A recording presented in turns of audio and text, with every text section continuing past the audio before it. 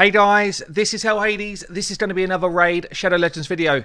Guys, they've just released an official video on patch 3.0. We're going to watch that together. I'm going to break down my thoughts as I go through different elements of the video.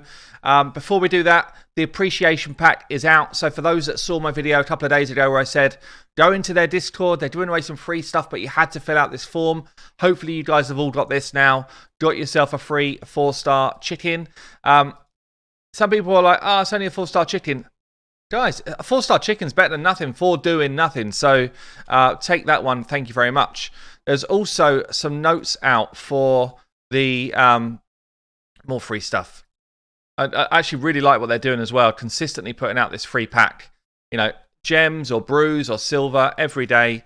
Good effort, I'd say.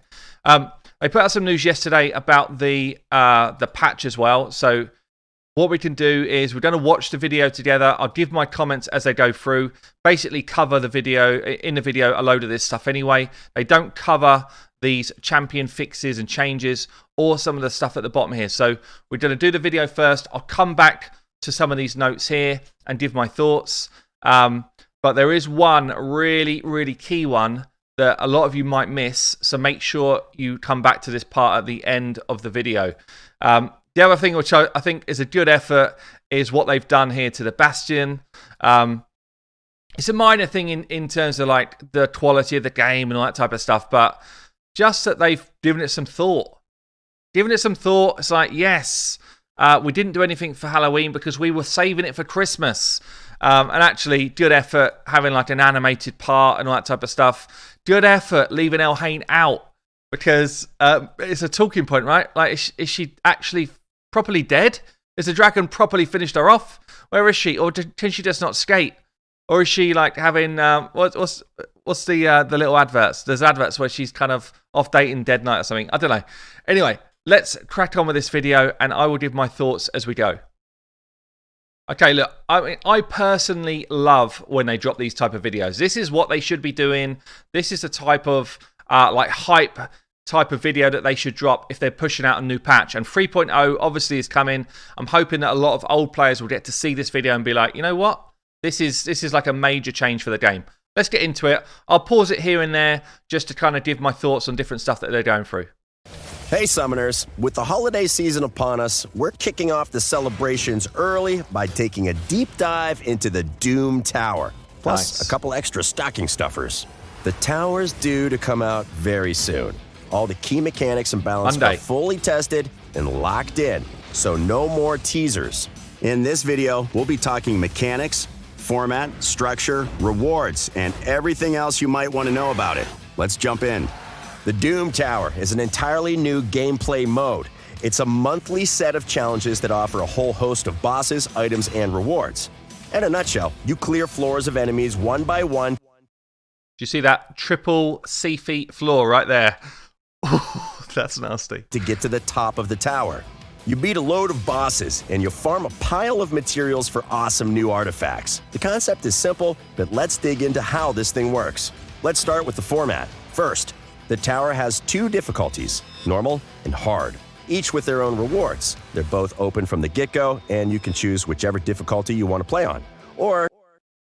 So for those that aren't clear on this, you can actually play normal and you can play hard at the same time. You could be progressing in normal, get yourself to a point where you're like, you know what, I can't do this next level, or I'd rather just get myself some of the earlier level floors and secret rooms on hard, and you can invest some keys on normal, some keys on hard, but they both take the same resource. You can jump back and forth between the two. Second, there's a 1-month time limit. You have a month to reach the top and win your rewards on both difficulties before it resets. When it resets, a new rotation begins and the cycle starts again. Third, there'll be multiple rotations. After the tower resets, the order of the bosses, the enemies on each floor, and the rules in the secret rooms will change. That's interesting. So the enemies on each floor changes. So in terms of just being able to set yourself up to beat the floors, it's going to be more challenging than perhaps we might think, because you know, if you're fighting a certain group of mobs on, say, floor 5, and they mix it up and then they push that set of mobs to floor, let's say, 50, they will be way harder to beat. So what you could beat last month, you can't necessarily beat next month. I like that. I like that they're mixing up the secret rooms each month as well. Looks like then we've got 4 bosses rotating all the way up the tower, which was one of the questions we had earlier on from previous videos. So good. This is actually clarifying quite a lot of stuff. Meaning a new challenge and a need for new strategies. Fourth, it doesn't take energy, it takes keys. There are gold keys and silver keys, and you'll get 10 of each every day. It doesn't sound like a lot, but you don't actually lose your keys if you fail a run, so these 20 go a long way. Gold keys are for battling on normal floors and boss floors, while silver keys are for secret rooms and for re-entering and farming boss floors. Okay, so it looks like we get 10 silver keys, which are just secret rooms or going back into a boss floor. You get 10 gold keys. So if my maths are right, you can only kill one boss on your first day and 1 secret room on your first day, which means you're going to have like 8 refarmable silver keys just to farm the first boss, which I bet you get really poor rewards for. So it seems weird that they don't just let you go further up. For me, it feels like if they're going to have a ranking system and farmable materials coming out of the bosses, it seems odd that they don't let you go further than just like that first boss. So that's the core format. Now let's tackle the structure. The tower is broken up into 3 different types of levels: floors, secret rooms, and boss floors. To get to the top of the tower, you'll need to beat 120 floors, each containing 3 waves of tough enemies. Which is cool. Like, this is proper, it's end game content, but it's a proper challenge. So you've got a month to do it. You can actually get through 10 floors in a day by the keys they've given you. So in reality, you could probably get to the top in 12 days, half a month. So it then gives you another half a month to refarm materials from the highest floors, which ultimately is what you want to do. However, if you want to beat hard and normal and hard, that's almost like the whole month worth of keys. I guess it is a whole month worth of keys, and you refarm with the silver, so it does make sense. But it does mean that you've only really got half a month if you're an endgame player to go and farm up the high level resources for the artifacts. You can use your gold keys to get in, but for these normal floors, you'll only get a reward the first time you beat the floor in any rotation. You can replay them again without using any keys, but you won't get any rewards from it. Then, every 10th floor is a boss floor, where you'll fight against some of the hardest bosses Raid has to offer, culminating in a big finish, a battle against the tower's final boss on floor 120. Boss floors are special and have 2 layers of rewards. First, you use your gold key, you beat the boss for the first time, and you get a little reward. Then, you switch to silver keys, and you can actually farm boss levels for special farming rewards. Forge materials. These forge materials are exclusive to the tower and let you craft artifacts. So, I mean, I don't know if this is official or not, but you've got floor 100 Scarab King. It's dropping what looks like a rare resource. Can't see here if this is normal or hard, and I don't know if this is official or not, but that makes me wonder how high you have to be to actually get resources you want. Facts you can't get anywhere else. As you work your way up the tower, you'll also unlock these things: secret rooms. These are optional challenges and don't need to be completed to climb the tower. In other words, if you can't beat one, it won't block your progress. Secret rooms can also be completed in any order, meaning you can skip a room and come back to it later. You have 12 secret rooms on each difficulty, all with special rules to complete them, like only using rare champions or only using champions from a given spoken about faction. This before. You can see a few examples of what these rules might be on your screen right now. Instead of using gold keys to beat them the first time, you'll use silver keys to enter secret rooms, but just like normal floors, you can't actually farm secret rooms. You'll only get a reward the first time you beat them on every rotation, but that reward is awesome. Secret rooms will drop fragments for champions that are exclusive to the Doom Tower. So this is one of the things which I'd heard about, which I actually don't like at all. And for some people, I've spoken about this on stream actually, some people like this idea. Personally, I really dislike the idea. So you collect your fragments, as you kill a secret room. So it looks like you get a couple of fragments per secret room. It might go up as you go up in secret rooms, I guess, probably does. But you have to farm them in order.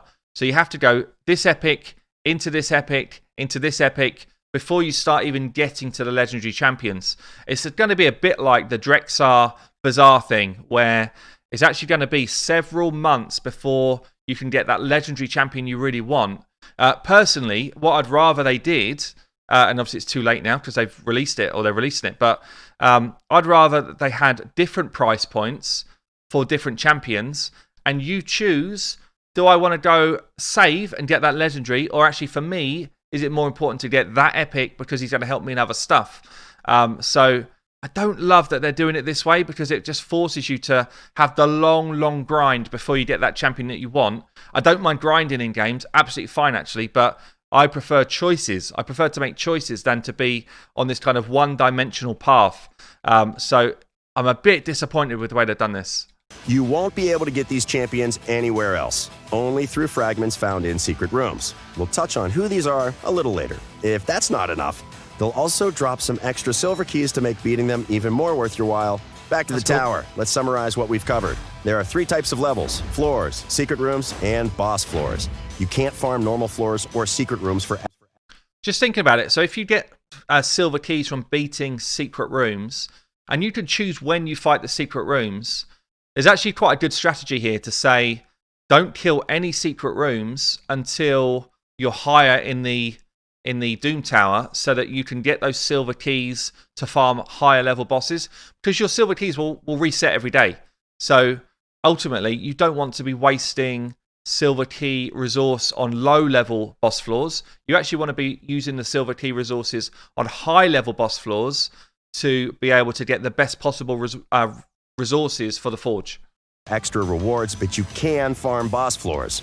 Counting both difficulties, that's 240 floors with 24 boss fights and 24 optional secret rooms. In fairness, there's a ton of content here, which is awesome. There's a ton of content.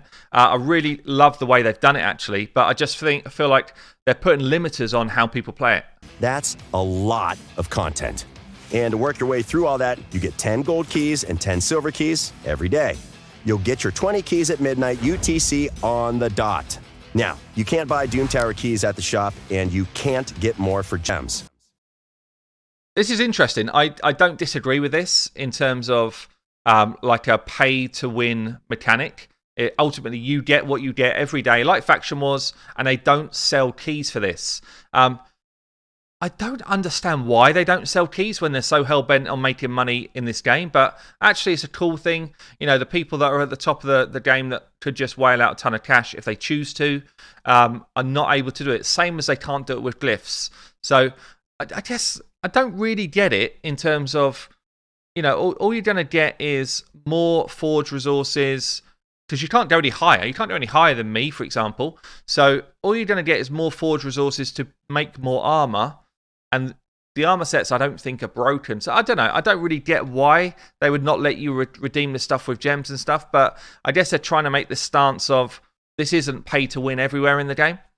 So using your daily allowance of keys is important if you want to beat the tower before the rotation ends. With some basic math, or with a calculator, if you're me, you'll see that you can beat one difficulty every 12 days or 24 days to beat both. And that's if you manage a perfect run and never fail or lose a battle. But remember, you only lose keys when you successfully beat a level. That's interesting as well. You only lose a key, same as Faction Wars. If it looks like you're going to lose and not complete the level, then you can exit out. If you lose to a wave or you've lost 2 people, you can exit out. You don't lose your key. Again, it's odd to me that they do it, but it's a nice thing that they do. It means that you can go back in with a different team, a different strategy, and try it again. So if you lose, it's okay. You just learn a lesson and get to try again. Looks cool though, right? Actually, let's hit pause for a second here. This brings us on to something we'd like to talk about before we go any further. The difficulty of the difficulties. The Doom Tower isn't supposed to be easy. It's endgame content. It's supposed to be challenging and require some figuring out. This makes me think it's going to be really hard, It's supposed to be unfair or something only Raid's best players can complete. The fact that they're putting this disclaimer in a video to say it isn't easy, it's meant to be endgame, 5 Draco Wave. It's and I agree with that. Like, and some people say, oh, it's whale content. Not necessarily whale content. It's meant to be end game content. Any other game that I've played that's got this kind of development process, when they release something new, often it is new end game content. And what they tend to do is they make some of the other stuff in the game slightly easier so that you can get through that quicker to get to the new end game content. So I like that it's going to be tough. If it was easy, people would walk through it in a few days, and literally you'd be like, where's the new... You'd be saying again, where's the new content raid? We haven't had new content for a while. But, you know, people have just started finishing Faction Wars, and this is the new endgame. Faction Wars was the endgame. This is the new endgame. We want the tower to be a fun, challenging mode for you to sink your teeth into on a regular basis. We're really looking forward to your feedback on this, so don't hold back. That's an interesting line. Don't hold back on the feedback. That's a watch out right there. Oh, here's a quick tip. If you are stuck on a level or finding it difficult, you can always hit this handy Best Teams button to see all the best performing teams that have successfully beaten a level. This is cool. That's a cool little addition. What teams have already taken on that level? I really like that feature. That's a really cool feature. Especially, it looks like this fella. If these are teams are beating it, this fella's beating it in 2 seconds with a 32k power team. Obviously, that's fake. But yeah, that's fake. But it's a really cool feature. So you can go in there and you can be like, right, who's done it and in what times have they completed it? Which again is quite a nice feature just to try and test yourself. If you're going back into a level to try and rebeat it, it's like, actually, I've got something to go up against here. What sort of times am I up against? I like that. All right, those are the core mechanics. Now, let's talk rewards. Naturally, you get a reward for every single floor or room you beat, but a lot of those will be items you already know and love. So let's get into the specifics of some of the unique drops in the Doom Tower that you can't get anywhere else. First, artifacts. After you beat a boss once, you'll be able to re-enter boss levels with your silver keys and start farming them for forge materials to craft some brand new artifact sets. Fatal's pretty simple, but very flexible. It'll be able to fit into a lot of builds as a second set for a little extra stat boost. Yeah, we've seen these Untouchables before. next, Pretty good. 2-turn immunity, plus a resist. For me, this is the standout one from the sets. Resistance plus immunity. You basically pull in 2 very powerful PvP sets together into one set. Resistance boost to make it harder for the other team to strip that immunity buff. An extra 40 resistance can make a big difference, and I think we'll see a lot of untouchable sets popping up soon. It may also be really helpful for the Doom Tower for some of those boss fights as well. So I actually feel like this set is going to be the one that people spend most of their time trying to farm. The 2 real special ones, Affinity Breaker and Frostbite. If you're tired of dealing with bad affinity matchups, or if you ever wished your Spirit Champion was basically a Void Champion, Affinity Breaker is going to be your best friend. Now, this is kind of being sold as the big set, right? On my first video, I was saying, well, at the moment, there's a 35% chance that you're going to do a weak hit, and then there's a 20% chance that you overwrite that weak hit. I wrongly said that, okay, that means you've only got a 15% chance then to do a weak hit. That's not the way this works. The way it actually works is there's a 35% chance of doing a weak hit. If you were to do a weak hit, there's then a 20% chance that you swap that weak hit into a crit. So it's actually like 35% chance, drop dead, initial checker, and then there's a 1 in 5 chance that you flip the decision and make it a crit. So actually, it's quite a weak set. It's quite a weak set. So you change a 35% chance of a weak hit to a 28% chance of a weak hit. For a 4-set bonus, you get crit damage as well, but for a 4-set bonus, I can't see anyone taking that over Savage or over 2 lots of Cruel set. You know, I just can't see it. I don't think anyone's going to use it. It's basically got a 20% chance of completely negating a bad affinity matchup and turning it in your favor. Frostbite's another real unique one. Just going back to the old set, if that was a 50-50, I think loads of people would use it. 50-50, loads of people who use it. 20%, I don't It's get got it. a chance of blocking a specific debuff, Freeze, as well as throwing one back on whoever's attacking you. If Tormund's been kicking your butt in the arena, you might want to invest in Frostbite. It's going to be real useful against the Frost Spider as well. These all have awesome potential, but I guess that Frost set could be pretty good. You've kind of combining freeze with a mechanic to not freeze. It's very situational, but I guess it's specifically made for the Frost Spider. So you might be farming up, 1 or 2 sets for people if you're struggling to beat that boss. to farm them efficiently, you're going to want to get as high up in the tower as you can. The difficulty gets tougher as you get higher up, but you'll also get a lot more materials. This is what I was saying earlier. So like early level, if you're getting rare resources, why would you spend a load of time refarming that. I reckon for the first iteration of the Doom Tower, everyone will.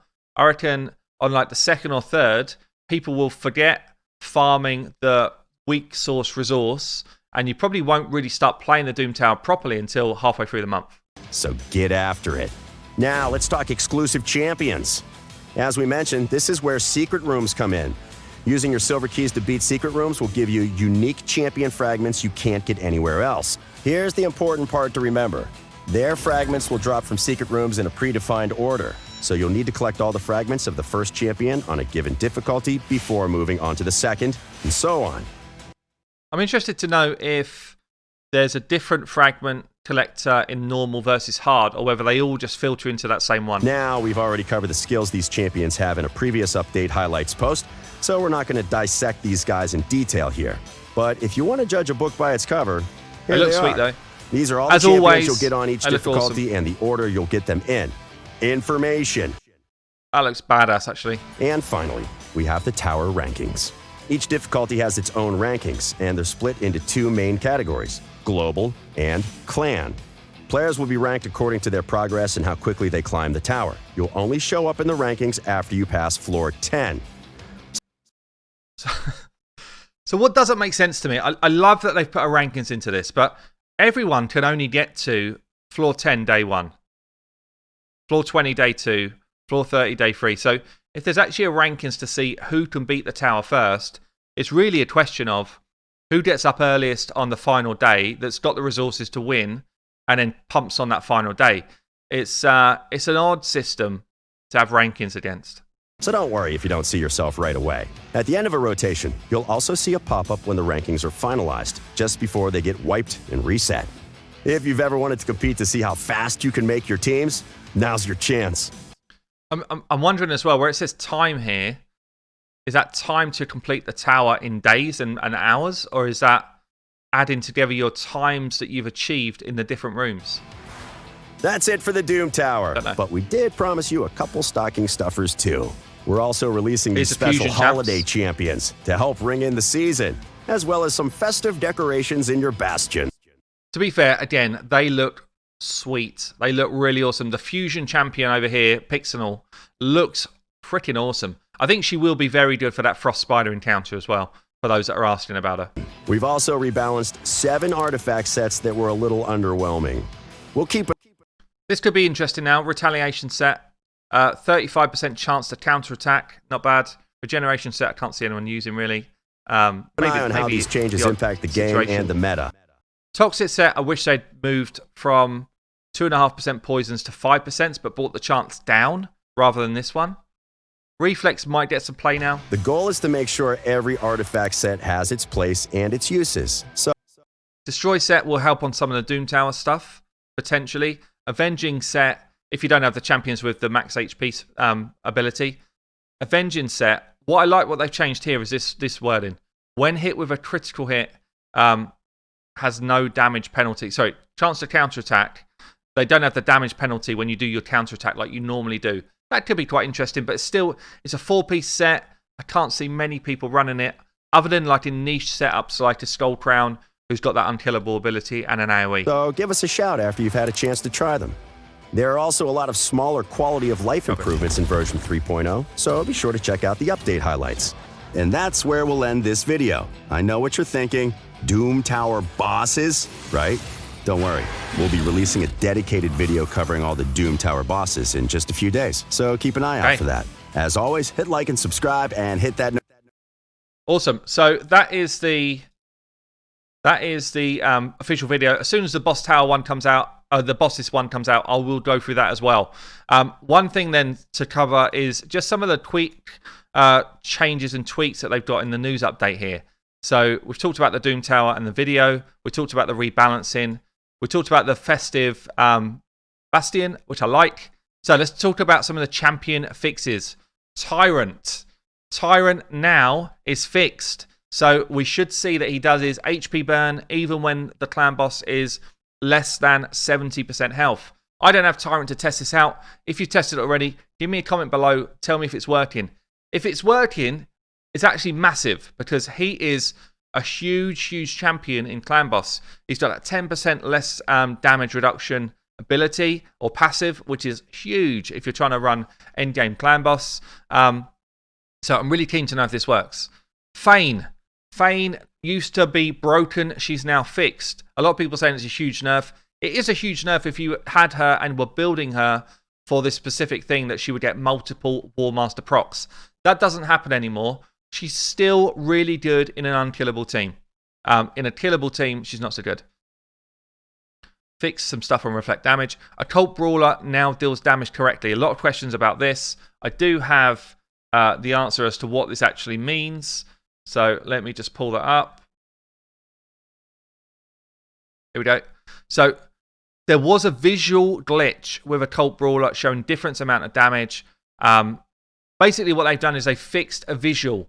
It's not changing anything about his damage or his kit. They fixed a visual default with him. So anyone that was kind of yesterday on my stream, they were like, I think his damage has changed. It's not changed. It's not changed at all. This one I love. Dune Strider's left boot is now displayed correctly. Yes! I've been talking about this for a long time. The left boot felt a bit off. They've now fixed the left boot. I'm guessing this is a joke. I'm guessing this is put on there for just a joke to see if people see it. Surely.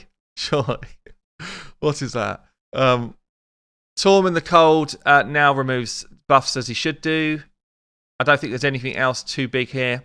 Allies now counterattack right after the shield. This is interesting. So allies now counterattack right after the shield buff placed by Drakul is removed or broken by poison or bombs. I'm going to check to see if I can poison myself and break the shield using Gerptuck. I don't know if that would count if it's like my own poison, but if that does break the shield, then that could be quite a cool mechanic. But yeah, so it looks like this is going to slightly enhance Drakul's kit as it should have been. Nothing else really major there. Fixed an error. Yeah, okay. Okay, so I think that's probably it. Let's just go and check out the biggest change in that patch. Dune Strider. Shows your boots. Yes, I can confirm, guys, the left boot is showing. The left boot is there. They also say they've updated the visual on Seal.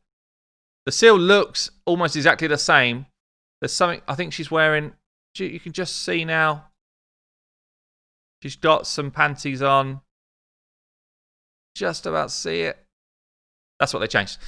Anyway, guys, look, I love it when they drop those type of videos. I hope you enjoyed that type of reaction video to what they're doing. And we will do the next one as well when they launch the Doom Tower Bosses one, hopefully in the next couple of days. I've been Hell Hades. I'll catch you soon.